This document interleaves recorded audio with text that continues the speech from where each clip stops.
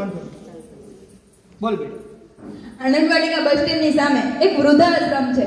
એ વૃદ્ધાશ્રમમાં તમે લોકો આવો કે તમને ખબર પડે કે વડીલોની કે મા બાપની વ્યાખ્યા શું છે, દુઃખ શું છે. અત્યારના છોકરાઓ એ નથી જોતા કે મારા મા બાપને શું થાય છે. નાના હોય ત્યારે એમ કહે છે કે મારી માં છે, મારી માં છે, પણ મોટા થાય ત્યારે તમે તમારા મા બાપને સાચવો. અને આ બાનો દીકરો કે કોઈ નથી.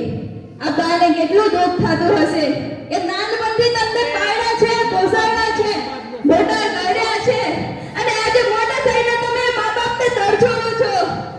આજે મારી માં નથી, હું અનાથ છું, પણ એક માં મળી છે, સંગીતાબેન ગુડ મારી માં છે. અરે આશ્રમમાં આવીને જોવો તમે બધા બાળકો છો, તમે તમારી મા બાપ તમને સાચવે છે, તમારા લાડ કોડ બધું જ પૂરું કરે છે. અને વાતમાં છોકરા એમ કહે છે કે અમે ઘર છોડીને જતા રહીએ. અરે ઘર છોડીને જવું એટલું આસાન નથી. ક્યારે મા બાપ વગર બહાર રહ્યા છો? તમને બહારની દુનિયા જોઈ છે કે તમને બહારના કોઈ ભાવનો ખબર છે?